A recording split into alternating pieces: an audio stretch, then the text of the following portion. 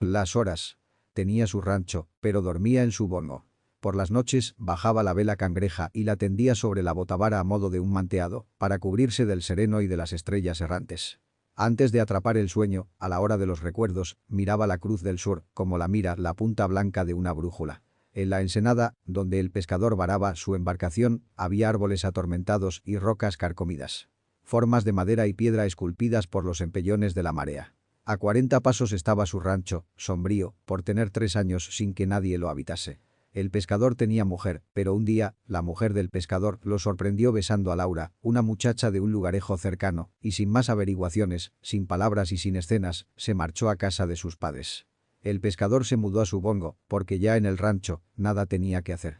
3 años. Los canales, sucios de limo en las vaciantes, se ponían ambarinos en las crecientes, semejantes a concha perla. 3 años esperó Tana que Pablo fuera a buscarla, pero como no llegaba, vino Tana a buscar a Pablo.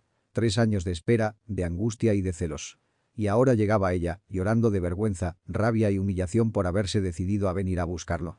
A buscarlo, sin que él la hubiera llamado. A perdonarlo, sin que él le hubiese pedido perdón. A entregarse, sin que él le extendiera los brazos. Pablo la había dejado irse, sin hacerle una pregunta, sin manifestar un ruego, sin que mediara una sola palabra de aclaración, pero ahora volvía ella, resuelta a definir aquel enredo. Llegaba a decirle todo lo que había pensado en 3 años. Quería pedirle una explicación, arrancarle a la fuerza confesiones, excusas y promesas, y después, según el aspecto que tomaran las cosas, quedarse con él condicionalmente o bien marcharse para siempre, quizá con una carcajada burlona, para castigarlo.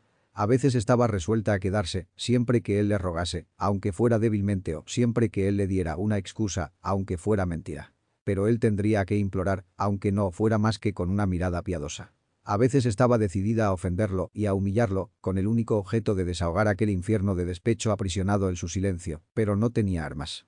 Se le había trastornado el orden que había dispuesto para el abordaje. Llegaba vencida, porque ya no podía luchar un día más contra su orgullo. Era mucho lo que amaba al pescador.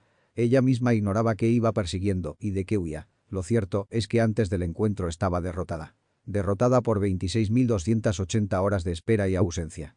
De allá, adentro, desde los canales o los pantanos, llegaban las ondas sonoras de un quijongo, en esos breves silencios, cuando los rumores del mar están guardados en el laberinto de un caracol rosado. Los recuerdos estaban dando la hora. Tana entró arrogante y agresiva en el bongo, y el pescador la miró suavemente, sin levantarse de su banco. Ella nada dijo. Olvidó todo lo que había pensado decir. Se echó a los pies de su hombre, en la más dolorosa de las humillaciones, y le besaba las piernas.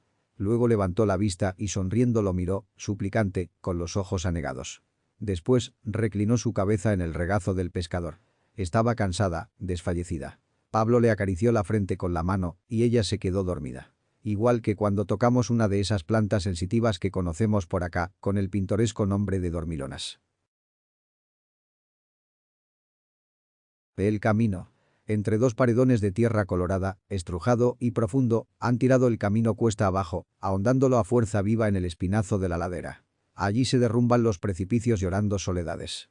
La lluvia se puso a rodar piedras al declive.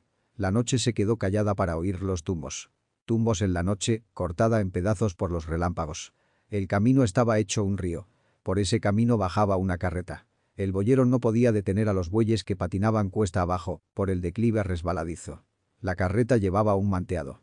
El golpe de los ejes en los cubos hacía ruido de matraca. Contestaban largo los barrancos. Era como si las montañas estuviesen rezando. Debajo del manteado sonaban quejidos.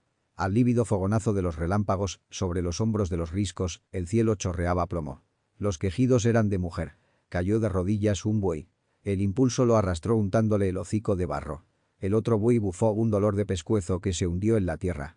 La carreta se ladeó chillando, junto a un paredón. El boyero se asomó bajo el manteado. La mujer estaba ahora callada. Parecía dormida. Era preciso llegar bien pronto donde el doctor. Un chuzazo levantó al buey caído, y la carreta se echó a resbalar de nuevo, mordiendo la gravedad. Volvieron los quejidos. El viento se enredó en el charral de un hoyo. Cuando logró desatarse, arrancando hojas, se dio a correr sobre toda la longitud de la sierra. Esta vez cayeron los 2 bueyes, y sus 4 ojos fosforecieron como carbunclos. El boyero soltó una maldición que traía prensada entre los dientes. Nuevas punzadas de chuzo hicieron levantarse a los bueyes. Desde lo alto venían rodando piedras. La carreta tomaba velocidad. El boyero, trotando de espaldas, cogió por los cuernos a los animales que resbalaban, con las patas estiradas hacia adelante, combado el tronco, arrastrando los hocicos. Gesa, gesa, gesa, en el saliente de un paredón, arrastrados por el declive, los 4 cuernos de los bueyes quedaron ensartados. El yugo había prensado al boyero por el vientre.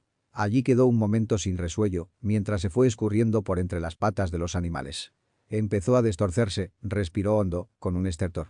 Se puso de pie y soltando otra maldición, castigó a los bueyes. La carreta resbaló nuevamente bajo los meteoros. Bajo los meteoros un poco ya sosegados. La tormenta fue quedando atrás. El viento se alejaba. También la lluvia. La noche se disolvía. El camino menos empinado, el boyero. Los bueyes. La aurora. Se hizo el día. Ahora, por la carretera horizontal y sabrosamente buena, la carreta trazaba sus líneas paralelas. Había farándula o fiesta en el salto de las compuertas. Las decoraciones en las ruedas eran como estrellas dando pasos sobre la palma bendita del camino. Un jilguero de campanillas despilfarró un tesoro de canto en 3 o 4 segundos. Llegó la carreta frente a la casa del doctor del pueblo y allí se detuvo. El boyero tomó en sus brazos a la mujer y la metió en la casa. Afuera un buey se echó, después el otro. El boyero también se echó en un rincón de la enfermería. El doctor, la enfermera. El doctor entró al cuarto arrollándose las mangas de la camisa. La enfermera fue a la cocina a traer agua caliente. Todo quedó un momento comprimido en el silencio. Cuando la enfermera volvió con el agua, halló que el doctor iba saliendo de la enfermería santiguándose. ¿Murió la pobre?, preguntó angustiada. No, contestó el doctor. La mujer está bien. El que murió fue el boyero. Y derramando las palabras en el zaguán. Ese hombre venía muerto. El chilamate. Este hombre vivía en tierra caliente, y el sol arremetía implacable sus llamas contra el patio de su casa. El calor, enfurecido, requemaba la arena metálica y crujía en los tabiques encalados de blanco. Un reflejo de chispa y ardor acuchillaba los ojos. Todavía al atardecer, cuando el sol se corta en los dientes de la sierra, quedaban algunos diablejos de reverberaciones atizando los rescoldos en aquel horno del maldito patio. Pero aquello tenía remedio. El hombre se fue a un chilamatal. Eligió un árbol niño. Lo trasplantó al centro del patio y esperando pacientemente que creciera para aprovechar la sombra, se hizo viejo. Casi no hablaba con su mujer. Al principio, cuando se la llevó a vivir con él, era bueno y cariñoso, pero, a la par del tiempo, tuvo la sensación de que su mujer era una vieja de madera, y permanecía viviendo a su lado, áspero y huraño. Ella no protestaba, sin embargo, en su silencio inconforme tenía ganas como de herirlo de algún modo, para desquitarse de su degradación. Bien. Resulta que el chilamate fue tomando altura y el hombre necesitaba que sus ramas se extendieran horizontalmente para que cubrieran con su sombra el mayor espacio posible de terreno. Entonces podó el árbol y, en consecuencia, en lados opuestos del tronco brotaron 2 hermosas ramas como brazos. Por otra parte, el tallo, no se sabe por qué, había crecido como 2 piernas apretadas una con la otra. Aquel árbol iba tomando formas escultóricas de mujer. Y he aquí, donde empieza el problema del hombre. Todas las tardes, cuando regresaba de su trabajo, se sentaba a la sombra del chilamate a contemplar la nueva mujer de madera y terminaba por ponerse a beber vino de Coyol. Su compañera lo observaba por entre las rendijas de la cocina, pero nunca decía nada. El hombre sentía sobre él las miradas de su mujer, pero tampoco decía nada. En cierta ocasión oyó decir que la sombra de los chilamates era mala, que hacía daño a quien se sienta bajo su frescura y que producía la muerte con su llanto de la tarde. Él no creyó en aquello, pero siguió bebiendo vino de Coyol en la cocina. La mujer se mudó de la cocina a la sombra del chilamate, a tejer canastillas de burío. El hombre contemplaba a la mujer y el árbol, y cuando se le alojaban en la cabeza los vapores del fermento, empezaba su confusión, y ya no sabía cuál era el árbol y cuál la mujer. Se le había hecho un trastorno, y para descifrar aquel embrollo, seguía bebiendo grandes cantidades de vino de Coyol. Una noche, el hombre se levantó y pasó su mano callosa sobre el cuerpo del chilamate. Luego la retiró asustado porque había experimentado cierto placer. Se metió en la casa y le dijo a su compañera que a la mañana siguiente tomaría el tren para San José y a la mañana siguiente se marchó. 2 semanas después el hombre volvió a su casa. Aquella huida hacia climas fríos le serenó un poco el espíritu y le había aplacado la sed de vino de Coyol. También estuvo pensando en su mujer con extraña ternura. Fue preciso alejarse unos cuantos días de ella para descubrir que aún la quería, buena, triste, callada, haciendo canastillas de burío, a la sombra dañina del chilamate. Le llevaba un regalo. Unas lindas argollas de oro. Iba dispuesto a cambiar con ella. Iba resuelto a volverse atento y cariñoso, como había sido al principio, cuando era joven y se la llevó a vivir con él. Algunas veces pensaba también en su árbol, su querido árbol, al que no permitía que se le tocara ni una hoja, a pesar de que su sombra era mala. Al llegar al pueblo, un vecino le contó que su mujer tenía 4 días de enterrada. El hombre se sintió herido, entró en su casa y corrió al patio. Estuvo inmóvil hasta que el sol empezó a cortarse en los dientes de la sierra, dispuesto a vengar a su vieja, con las argollas de oro dobladas en el puño, frente al árbol asesino, mirando con asombro la asombrosa sombra del chilamate. Después, descolgó el hacha. Una noche.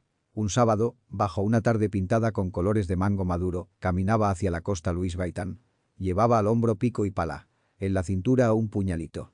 Cualquiera creería, iba pensando a su modo, que voy a matar a alguien, y aquí llevo pico y pala para darle sepultura. Y le dio un escalofrío de miedo. Este Luis Gaitán padecía de exceso de imaginación y de serenatas con guitarra. Era tan pintoresco y sencillo como buen sabanero y domador de potros. Valiente como nadie, y sin embargo, les tenía miedo a los muertos. A la izquierda había una laguna. A la derecha sombreaban el camino los altos mangos, con sus racimos pintones, colgando hasta tocar el suelo. Una multitud de garzas se desprendió, como si se hubiese echado a volar la laguna. De las piñuelas y los cornizuelos salían las iguanas, atravesándose en el camino, igual que los recuerdos desagradables. Luego, pasó la sombra de las garzas arando la llanura. Luis Gaitán cambió de hombro a pico y pala y de asunto al pensamiento. Iba a encontrarse con Cristóbal Chamorro en la bodega solitaria del resguardo, donde dormirían, para salir al día siguiente, con los primeros bostezos de la madrugada, a escarbar una huaca chorotea. Se aseguraba que en aquel lugar había vasos preciosos, colgantes de jade, águilas, lagartijas y ranas de oro. También se decía que era de mal agüero tocar aquellos entierros de indios. Irían a pie, porque en la trocha entraban con dificultad las bestias y además no querían regar sospechas de su propósito. Por lo tanto, dejaron sus cabalgaduras en el caserío. Ahora, al derramarse la noche, rompían a meter inmensa gritería los congos, como si estuvieran destruyendo toda la península. A la cabeza de Luis Gaitán volvió aquel extraño presentimiento que lo había asustado unas horas antes. Algo malo va a pasar, ya en la noche vertida, noche de media luna y Orión, fue llegando el sabanero a la playa. Aquí, un sumidero roncador. Allá, un cementerio de conchas encalado por la luna. Y muy lejos, apenas visible, como una angosta serpiente luminosa tendida en lontananza, la bahía de Culebra. Ocultándose entre la sombra de los matapalos, se acercó Luis Gaitán al viejo muelle invadido por los mariscos. Al frente queda la bodega del resguardo. Una solitaria barraca de madera y zinc. Madera tostada por el sol y zinc herrumbrado por la sal. Luis Gaitán empujó la puerta cachazuda y gritona. Una huida de murciélagos removió el calor y se oyó el paso asustado de las iguanas. Entró primero un cuadrilátero de luna y después el sabanero. Cerró la puerta y no quiso encender lumbre para que no se escapara por las grietas de las tablas y fuera a llamar la atención de algún guarda noctámbulo. Allí estaba Cristóbal Chamorro, dormido en el suelo, en el más oscuro de los ángulos. Pist, Cristóbal. Cristóbal Chamorro no se movió. Pist, Cristóbal. Cristóbal tampoco se movió. Una cinta de luna entraba ahora por una rendija, dando sobre la cara de Chamorro. Gaitán se acercó, cerciorándose de que aquel era su amigo, y después se fue a acostar en otro ángulo del barracón, pero no pudo dormir. Oía el trote de las iguanas y el aleteo de los murciélagos que pasaban abanicándole la cara. Otra vez, lo atormentó aquel temor infundado. Algo malo va a pasar. Hay noches en que revolotean millones de espíritus siniestros entre las oscuras cavernas del pensamiento. Muy lejos, solfeaba un alcaraván, y muy cerca se oía a los tecolotes brujos, pronosticando sus augurios. De pronto, Luis Gaitán abrió los ojos espantosamente redondos, sintiendo que toda la sangre se le había acumulado en la cabeza. No, no, no puede ser, se mantuvo quieto, aturdido, mirando fijamente el bulto informe que la penumbra le dejaba ver de su amigo. Luis Gaitán les tenía miedo a los muertos. ¿Por qué? Pensó, Cristóbal Chamorro no había respondido, si lo llamó repetidas veces y con voz fuerte, y se le reprodujo la imagen de la cara de su amigo, iluminada por una banda de luna. Chamorro estaba amoratado, con la boca abierta y con esa espantosa quietud que tienen los muertos. Trató de calmarse, reprendiéndose a sí mismo y después, Cristóbal, gritó con una voz que ya no era la suya. Cristóbal Chamorro permaneció inmóvil. Fue, entonces, cuando el sabanero, tragando puñados de aliento, se puso de pie y se acercó a su amigo. Un grito aspirado se le metió en las entrañas. El brazo izquierdo de Cristóbal descansaba sobre un reguero de sangre. Se atrevió a tocar la mano. Tenía una humedad fría. Se dio cuenta de que se había untado sus propios dedos de sangre. Sintió que le venía un vómito por el espanto y se limpió la mano en la pechera de su camisa. caminando de espaldas, aterrado, y con un frío extraño en las raíces del pelo, llegó a su rincón, en donde se tumbó a pensar en lo que debía hacer. Afuera aullaban los coyotes. ¿Avisar a las autoridades? No. Sería aprehendido inmediatamente. Su camisa estaba manchada con sangre y llevaba un puñal consigo. ¿Huir? ¿Para qué? ¿Hacia dónde? Sería un agravante y al fin lo encontrarían. Además, don Gaspar Vallejo, su cuñado Samuel y Gregorio Burgos sabían que andaba con Chamorro en busca de aquella huaca y alguna gente lo vio caminar en dirección a las playas, tratando de pasar inadvertido entre la sombra de los matápalos. Miró el cadáver desde su rincón. Ahora, en la oscuridad, creía ver a los vampiros arrastrándose torpemente, miserablemente, con ayuda de sus diabólicas alas membranosas, chupando la sangre derramada. Una sangre negruzca. Afuera seguían los coyotes agujereando la noche. Adentro, aquellos horribles vampiros hartándose de sangre, los cuales, una vez llenos, aleteaban el silencio que había entre las sombras de aquel odioso barracón. Algo malo tenía que pasar. Cuánta razón tenía el viejo don Gaspar cuando le dijo sentencioso que era de mal agüero robar un entierro de indios. Luego se preguntó: ¿quién pudo haber asesinado a Cristóbal Chamorro? ¿Para qué? ¿Acaso tenía enemigos? No, a ver, sí, Gregorio Burgos. Burgos lo odiaba rabiosamente, porque Chamorro lo acusó de haber robado unos novillos, y Gregorio sabía que esa noche iba a dormir en el barracón. A rato sentía un escalofrío, al pensar que estaba solo, acompañando a un cadáver.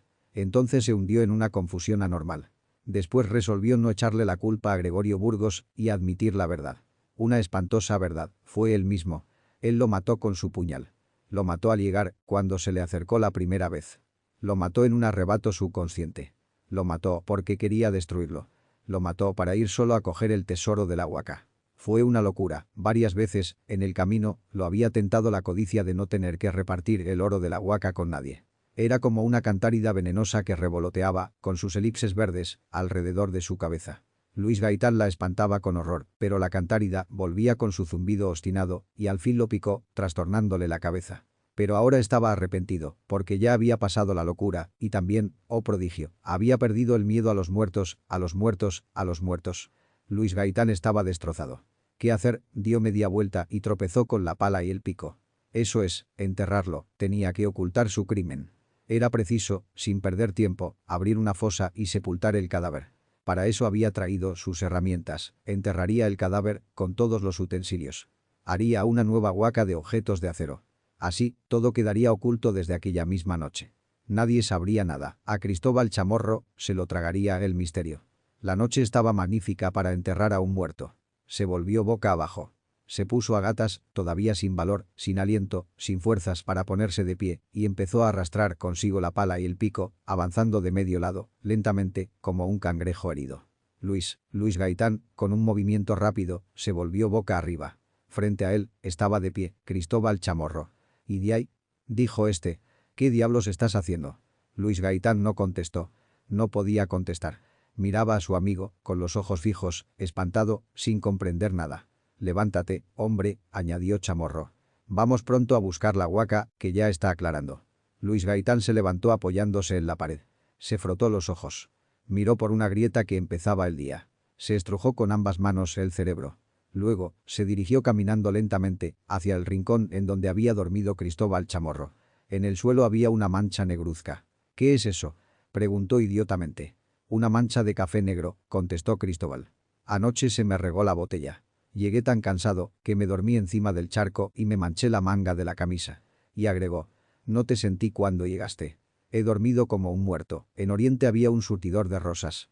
Luis Gaitán soltó una carcajada ruidosa y extensa como la llanura. «¿Por qué te reís?». «Por nada». El resuello.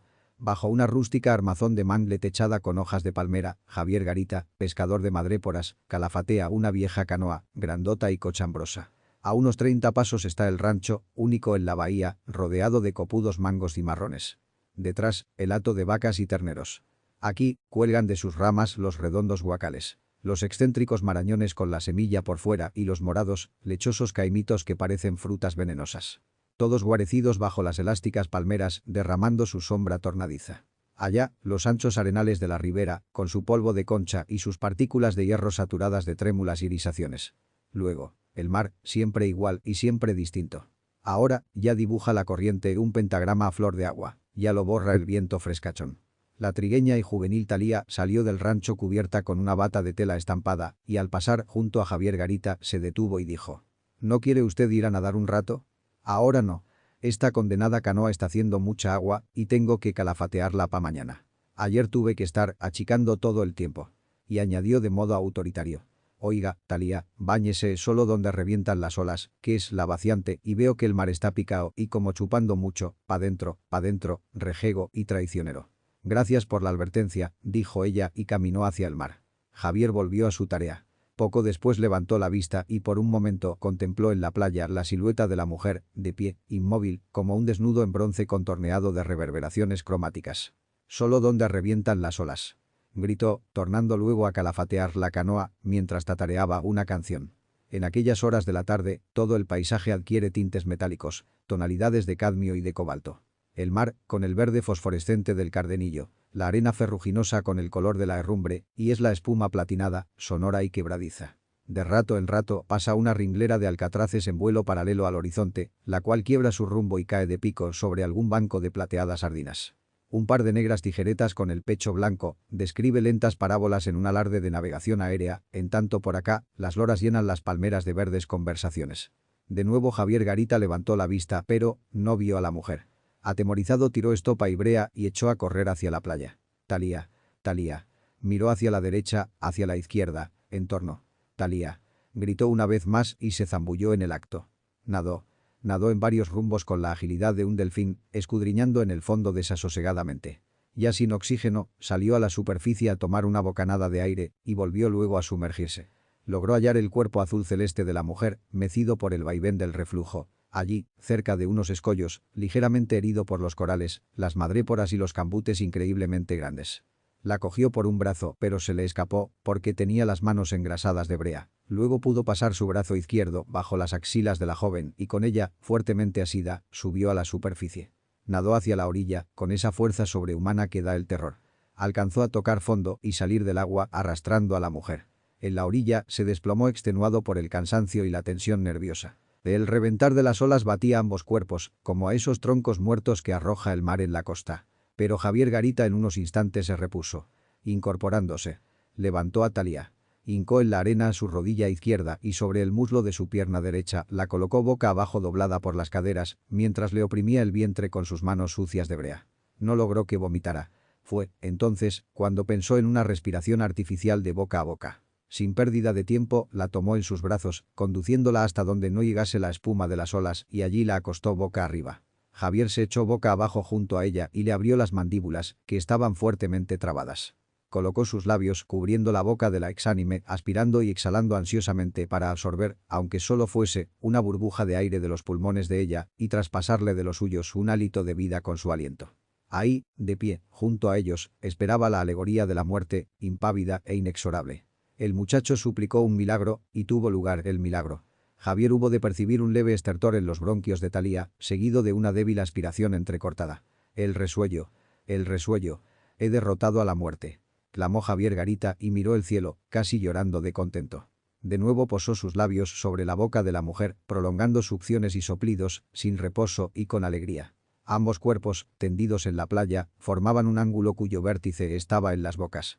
De pronto, inesperadamente, apareció bajo las elásticas palmeras Juan Pablo Mayorga, que andaba en busca de cierto tigre cebado de terneros, llevando consigo su guapil calibre 16. Un vistazo superficial sobre aquel ángulo en la playa encendió una llamarada de celos en su corazón que le trastornó la mente. ¡Ay! Levantó el arma y una doble descarga de balines tigreros dejó para siempre sin resuello a Javier Garita y a Talía de Mayorga.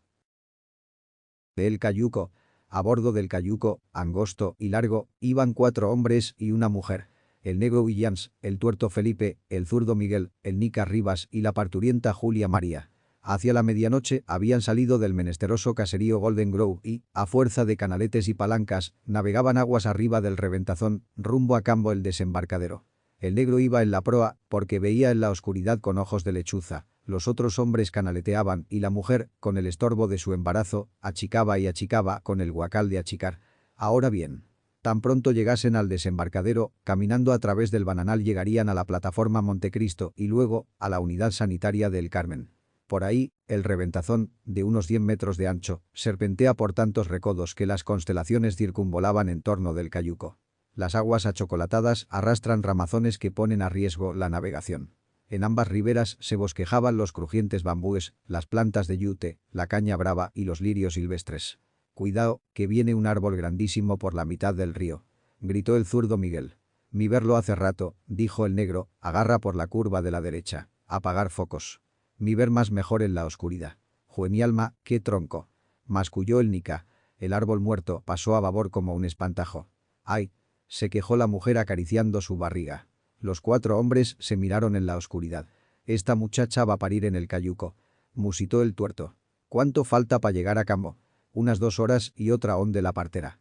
Los 4 hombres canaleteaban con fuerza y la mujer, con la incomodidad de su barriga y reprimiendo sus dolores, achicaba con el guacal de achicar. Un nuevo dolor hizo a la mujer exhalar un sordo gemido.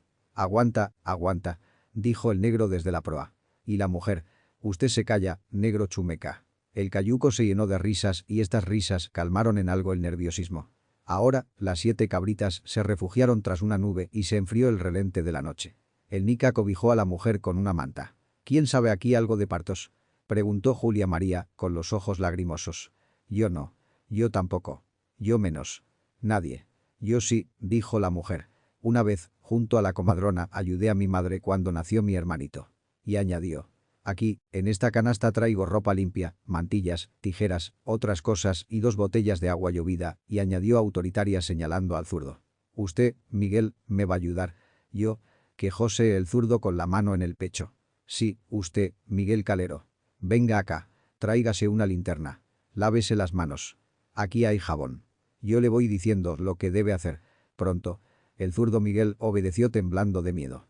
«Qué pendejos son los hombres», murmuró Julia María, y se arrecostó lo mejor que pudo vuelta hacia la parte posterior del cayuco. El Nica, el tuerto y el negro se refugiaron hacia proa, mudos, bogando con más vigor, rumbo a campo el desembarcadero, a orillas del bananal. Entonces se extendió un largo susurro donde se mezclaba el chapoteo de los canaletes, el monólogo del río y las indicaciones el secreto de Julia María. De pronto, oh prodigio, se oyó el llanto de un niño. «Es un negrito», exclamó el zurdo Miguel.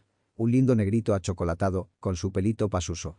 «Ajá, ja», desahogó su ansiedad el negro Williams con una inmensa risa saturada de orgullo paternal.